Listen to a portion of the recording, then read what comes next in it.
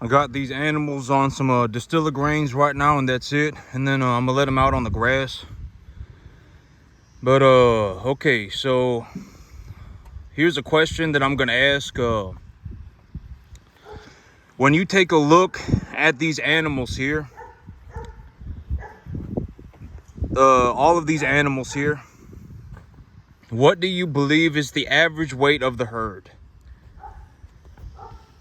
What do you believe the average weight is? So take a look at the animals. Got some smaller ones, got some bigger ones, and then got two bigger ones over there. So when you take a look at this herd, what do you believe the average weight is? And when I look at this herd, I believe that the average weight is going to be about 400 pounds. And you know, I've talked about this very often. I talk about this all the time, but it's very important to learn how to do this. If you don't know, if you cannot eyeball an animal and guess the animal's weight within a 10% margin, or if you cannot look at an animal and determine if it's a beef animal or not, you're very far behind, right? I talk about this all the time. Right? What is a 1-to-1? And here's another question that I'll ask. What are the 4 major beef breeds in my area? So that's the question. What are the 4 major beef breeds in my area? Angus, Hereford, Brahma, and Charolais. That's it. Right? I mean, if you cannot answer these questions, you are extremely far behind. I don't know how you got so turned around that you're so lost that you don't even know what's going on. Right? I mean, I've given you my answers, right? I just flat out give you my answers. I don't even tell you to go and do nothing. I just give you my answers, right? And if you're so lost that you have zero idea what's going on, I mean, that's not good. The 4 major beef breeds in my area are the Angus, the Hereford, the Charolais, and the Brahma. Number 1 to 1.5 type medium large frame animal. Right?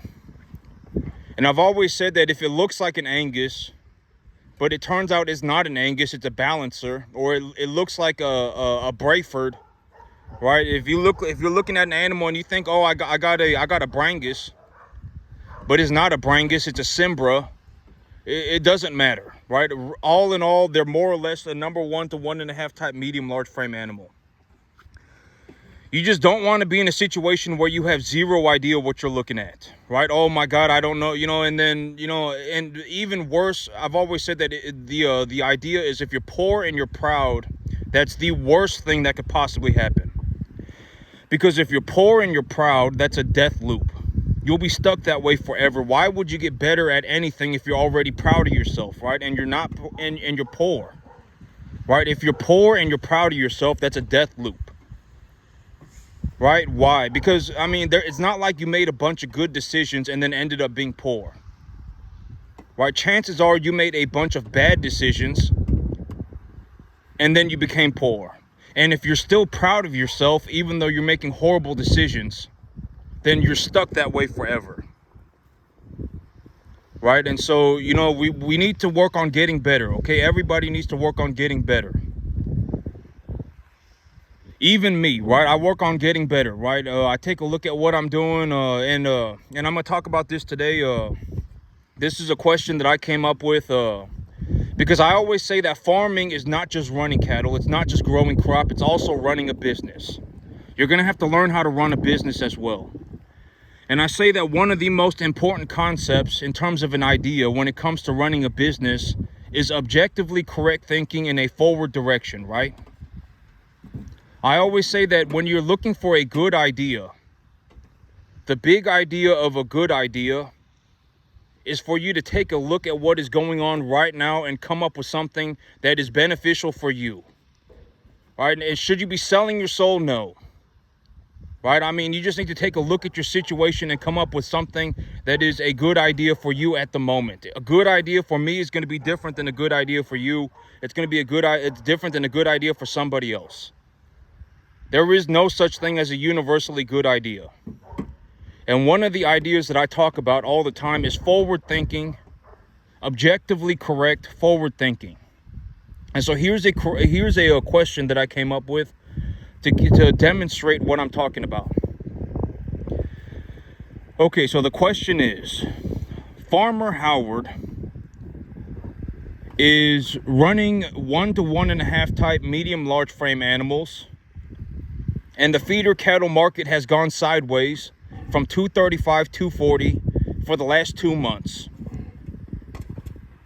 He was anticipating that in 5 days he would be selling cattle at an average weight of 525 to 550 pounds at a body conditioning score of 6. But due to unfortunate circumstances, he lost 10% of his herd. He is looking to recuperate some of his losses via his next cattle sale. He estimates that the total cost per animal lost was $800 per animal, bringing his total loss to $3,200. If he is looking to recuperate half of that money, $1,600, with his next cattle sale, how would he do that? What is a realistic business plan for how he would do that? This is what I talk about when I say considering the money, right? You need to understand that there is money that is involved. And you should be able to estimate the amount of money involved within some degree of accuracy. You should not be completely incorrect. So take a look at this situation. All right. I believed, Farmer Howard believed that Farmer Howard was going to sell animals next week. The animals were going to be 525 pounds average weight. There are 5 animals. Body conditioning score 6. But due to circumstances, he has lost $3,200. And so he is now looking to recuperate half of those losses with his next cattle sale. What is a realistic business plan for what he should do? Right? Forward thinking, objectively correct forward thinking. The feeder cattle market has gone sideways at 235, 240. And it's probably going to be about 235, 240 next week. Right? It's not going to fall 10%, and I hope not. I mean, if it does, then it does, right? But I mean, let's just say, for the sake of this example, the market is going sideways. So what is a business plan? What is an objectively correct business plan that would be reasonable that Farmer Howard could do? Right? So when I look at my animals, what is the average weight that I put on my animals every month? Right? We've talked about this. We talk about this all the time, right? I mean, if you don't know what's going on, it's very not good, right? Nothing has changed. The average monthly gain on my animal is 75 pounds a month, right? I mean, like, if you cannot remember simple information, that's very not good. Right? I mean, you need to be, this is not even difficult stuff. This is very, very, very simple information. Right? And so I put 75 pounds on an animal a month.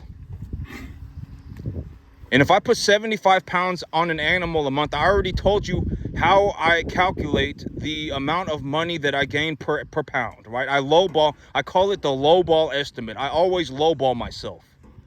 If the feeder cattle market is sitting at 235, 240, I just anticipate that I'm going to make 2.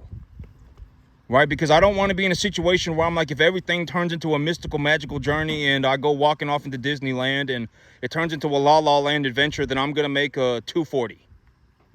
Right? I just lowball myself at $2. Even when I'm selling my animals at 550 pounds, I lowball myself at $2. At 550 pounds, I'm probably going to get more than 2.25 on almost every single one of these animals, except for the plainer ones. I got 2 or 3 plainer ones, right?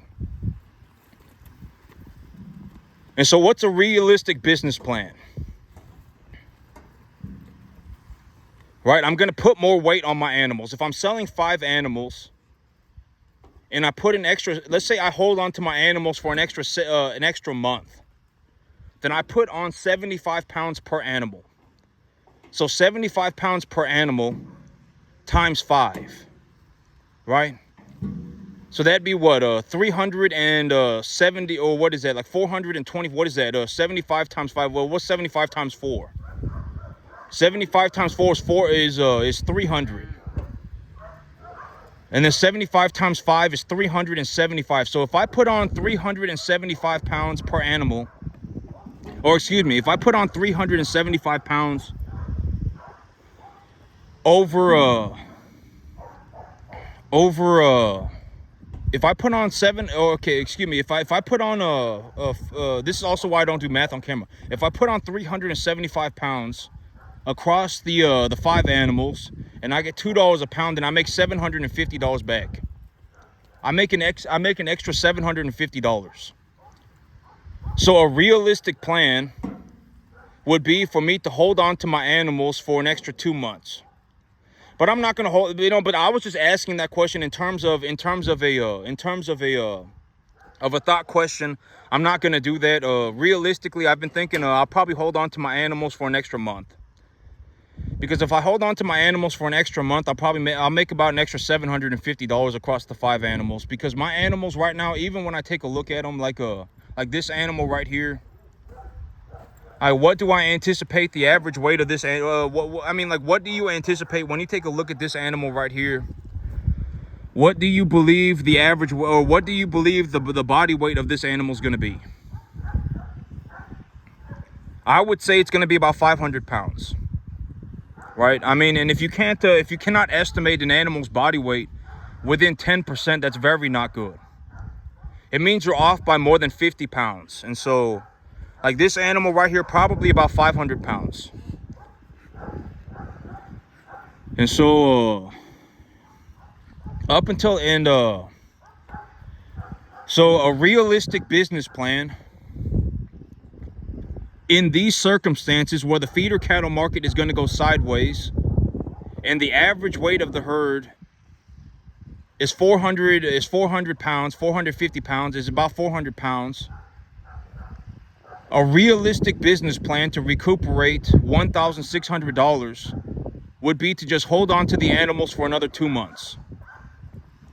If your animals are at a body weight, if your animals are over 700 pounds, that would not be a good idea, right? I mean,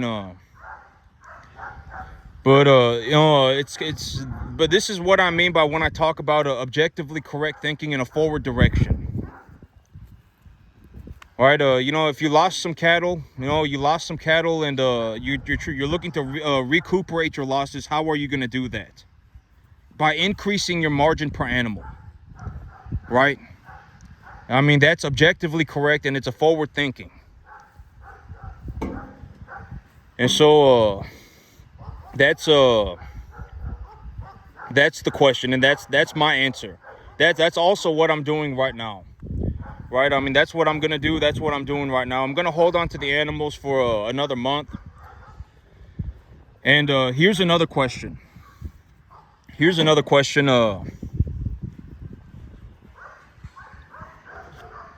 In a situation, here's another question. When Farmer Howard takes a 200-pound animal up to 750 pounds, when Farmer Howard takes a number 1 to 1.5 type medium large frame animal from 200 pounds to 750 pounds, what is his percentile return? What is his average return on an animal? Granted that the feeder cattle market goes sideways. And also, how long does it take to do that? The answer is, if I take an animal from 200 to 750 pounds, granted that they're a number 1 to 1.5 type medium large frame animal, and by the time that they're at 750 pounds, their body conditioning score 6, that I will double my money. That's the answer, right? I mean, I will just about double my money. It might be like an 80% return, something like that. And that's conceptually important to understand, because that's also how you make money in the cattle business. You make money via poundage. You appreciate the value of the animal, right? How do you appreciate the value of the animal? Body conditioning score 6 or 7, increase their body weight. Number 1 to 1.5 type medium large frame animal. Right, I've already, and that's the answer. That's not the only answer, but that is the answer that I utilize. And so, and how long does that take? For me to take an animal from 200 to 750 pounds in these conditions, how long does that take? It takes about 9 months, 9 to 10 months. Why? Because I put about 75 pounds a month on an animal. Over the long average, that's how much weight I put on each animal a month. And if I have an animal for 9 months, that's like 600 pounds. And so realistically, maybe it's about closer to 8 months. 8 or 9 months. If I within 8 or 9 months, I can take an animal from 200 pounds to 750 pounds. And when I take an animal from 200 pounds to 750 pounds, I just about make like an 80% return on my money. 80 to 100% return. I almost double my money. It's like I put $1,000 into the animal, I put $900 into the animal, and I make like $1,700 back. Right? That's the answer. That's not the only answer, but that is the answer that I use. Right? And I talked about this, but when it comes to doing these things, okay, so why do you not ask Billy Joe Bob? Like, if we're going to talk about in terms of just here's another question that I would ask. Why do you not ask Billy Joe Bob? Right? Why do you not ask, what I call a Billy Joe Bob? Right? Because why do you not ask Billy Joe Bob about farming? Because Billy Joe Bob does not know what he's doing. Right? And how do you know if somebody knows what they're doing? They're already doing it. Like, if somebody actually knew what they were doing, they would already be doing it. Right? I mean, and this is going to sound horrible, but I mean, that's the answer. And you have to understand that if everybody knew what they were doing, everybody would be doing it. And when I take a look at the world for what it is, I don't know anybody even doing 10%. When it comes to farming, I don't know anybody that's even doing 10% of what I'm doing in the cattle business. Not one person. Right? And so, and it's like, when you want to find somebody who knows what they're doing, I mean, and this is a good example. There's a man right now in a feed yard.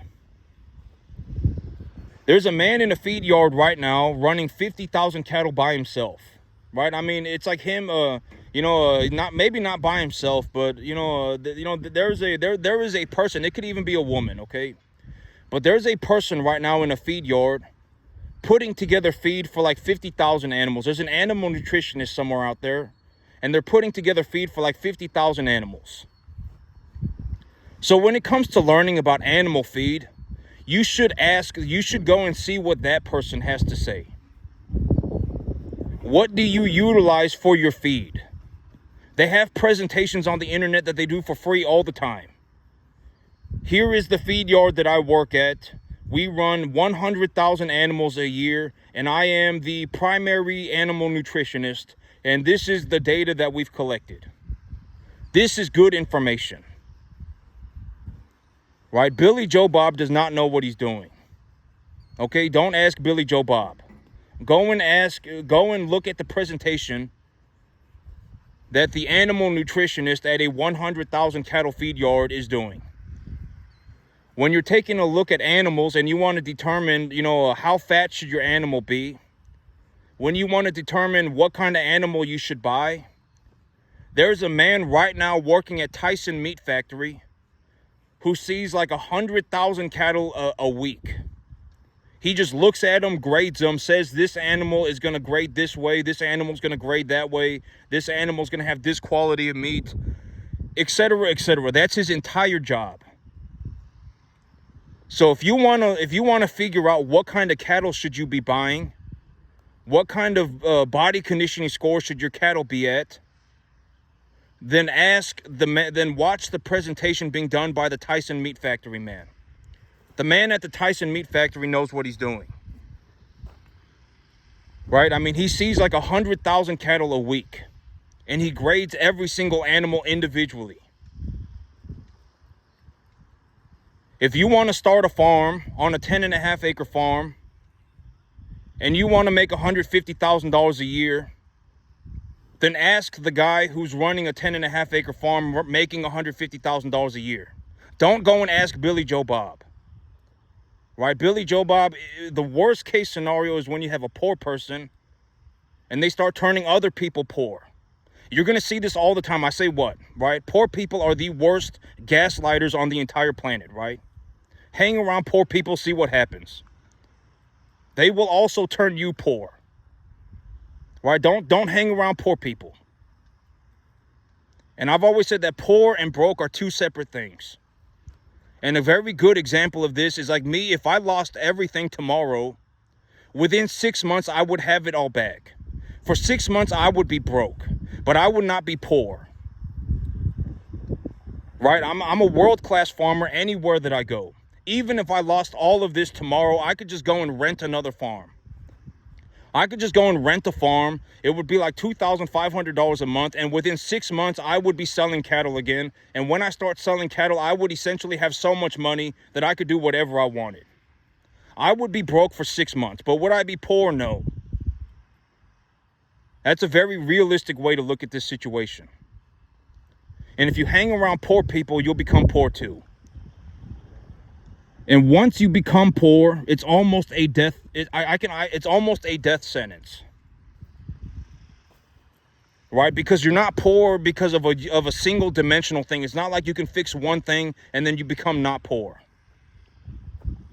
right? I mean, it's like it's a multitude, massive problem. And so you don't want to become poor from the very beginning. You just, and that's easier said than done. For a lot of people, it's already too late. And that's a very realistic way of looking at it. Even if I lost everything tomorrow, within a week, I would have another farm. I would have just rented another farm, and I would be running cattle again. And within 6 months, I would be selling cattle. And when I sell cattle, I essentially just make so much money that I can do whatever I want. And when you take a look at this, this might be your way out of being poor. Like, if you're poor, this might be your chance to break free. Right? I've already talked about this. Okay. So let me frame it as a question. If you're financially not doing well, what is the best chance that you have of doing better financially? How do you increase your chances? How do you get out of being in a financially not good situation? The answer is you raise your income and then you invest your money. That's the answer. Right? I mean, that's not the only answer, but that is a very reasonable answer. You raise your income and then you invest your money. When you invest your money, what are you doing? The answer is you are trading the money for something that is equally as valuable as the money itself. How do you know that it's equally as valuable as the money itself? You get it appraised by somebody who knows the asset. That's it. Like, if you want to figure out how much a building is worth, if you go into let's say you're going to go and you're going to take the rental property idea. And you're going to go and buy yourself a rental property. Well, how do you figure out what your rental property's worth? You ask a banker. The banker will send somebody over there that their whole job is to figure out the price of the rental property. That's their whole job. Right? I mean, you can get it inspected and everything. You can get it inspected, you can get it appraised, everything.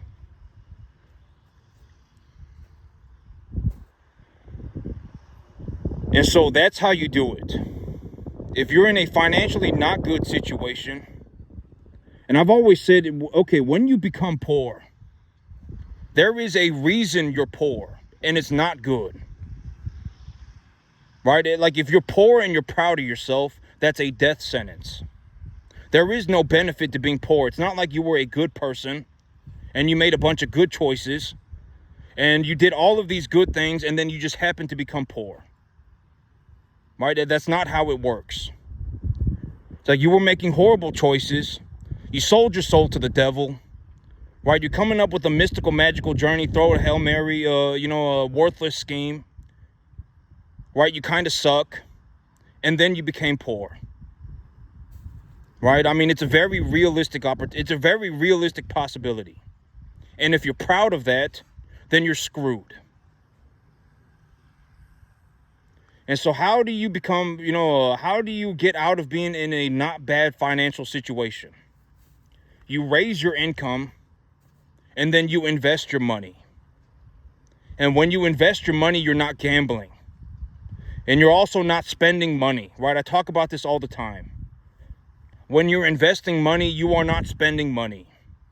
You are trading the money for something that is equally as valuable as the money itself. And when you become a high-level investor, like if you want to get to the point where you can essentially just make as much money as you want, right? You want to make as much money as you want. You say, oh, well, granted that you're not going to ruin it for yourself, because I've already said that, so let me ask a question. I'll frame it as a question. What is the monthly income, take-home pay that is required for you to essentially do anything that you want? The answer is about $8,000 a month. Once you start bringing home about $100,000 a year, you can essentially do anything. Can you buy a private jet? No. Can you go and buy a Ferrari? No. Can you buy a yacht? No. But you can buy a nice house, you can buy a nice car, you can even buy a rental property, or you can even invest half of your money. Even if you lived on $50,000 a year, you would be fine. Right? And so you don't want to be in a situation, I'm telling you, I guarantee it, you don't want to be in a situation where you're surrounded by poor people. Because poor people, I'm telling you right now, poor people are some of the worst gaslighters on the planet. They will, if you attempt to make yourself, okay, like let's say that you got a bunch of poor people and you've decided that you don't want to be poor, right? Like you've actually taken a good hard look around at your world and you say, you know what, I want to leave this world behind. I want to go and become a somebody. See what happens. Right? I mean, they're going to be idiots, right? I mean, I guarantee it. Oh my God, that's not possible. Oh my God, everything. Right? But they'll make fun of you. They'll tell you it's not possible. Everything. So I'm just saying, and this is also what I mean by cut everybody out of your life. Cut everybody out of your life and then just go and be successful. Right? Go and make a boatload of money and then you can do whatever you want. You want to go and buy $200,000 worth of vehicles like I did, then go and buy $200,000 worth of vehicles like I did. Right? You want to buy $1 million worth of real estate in a year, then go and buy $1 million worth of real estate like I did.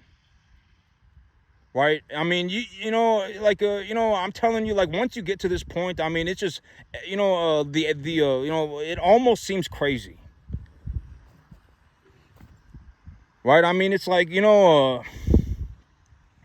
and I can almost guarantee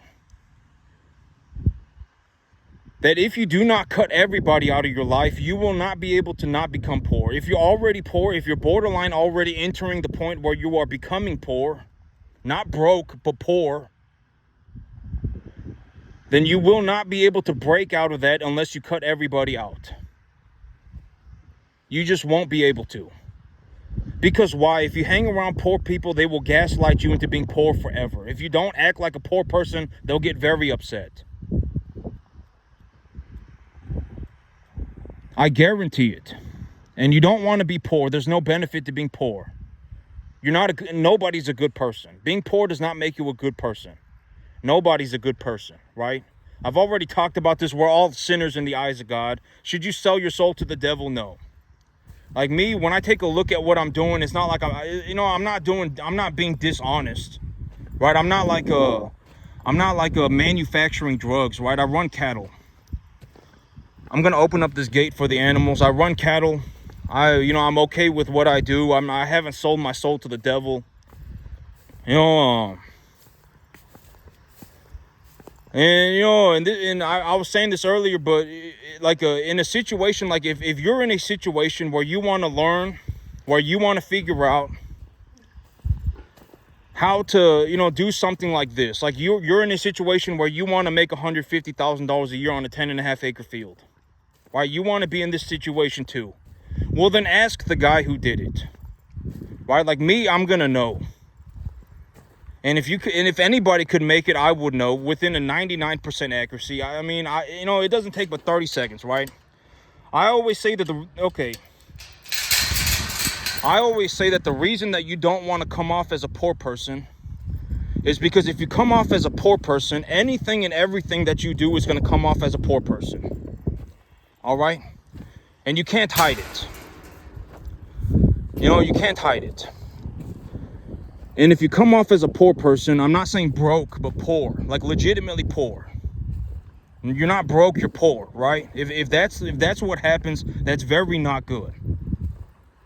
Like if you're in a situation where you're like, oh man, let's say like you came and you spoke to me, and you said, you know what, I want to learn how to do this, and you spent the next 10 years of your life working on becoming a world-class farmer. You got incredibly good at farming. And then you said, okay, I think I'm ready, right? I think I'm ready. I want Howard to come and take a look at my farm. It's only going to take 2 hours. And I'm going to write him a check for $100,000. Right? Then I would show up and take a look at your farm, right? But I'm not going to go and hold your hand, right? Like if you can't do 98% of this by yourself, there's nothing that I could possibly do to help anybody. Because I'm not going to hold your hand. Right? And so, you don't ever want to come off as a poor person. Okay, if you start coming off as a poor person, chances are, you are screwed.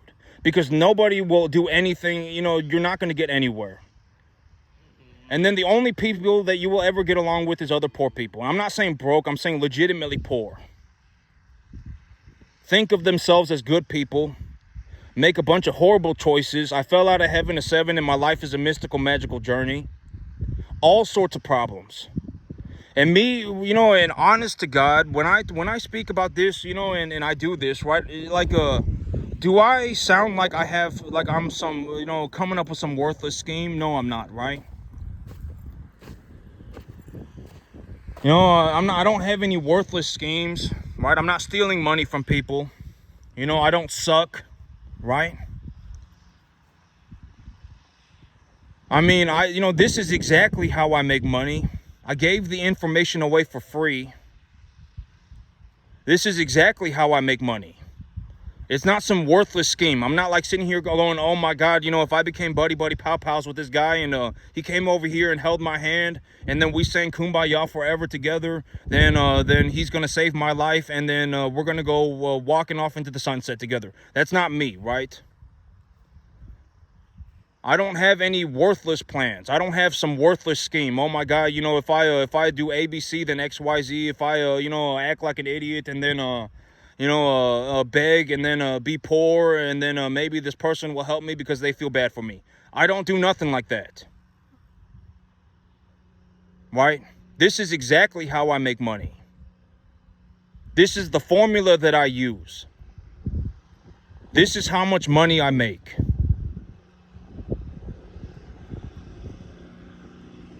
Right? I mean, it's not some worthless scheme. It's not some La La Land adventure.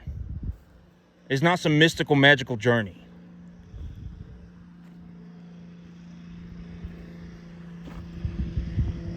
But that's it for me today, YouTube. Y'all have a good one.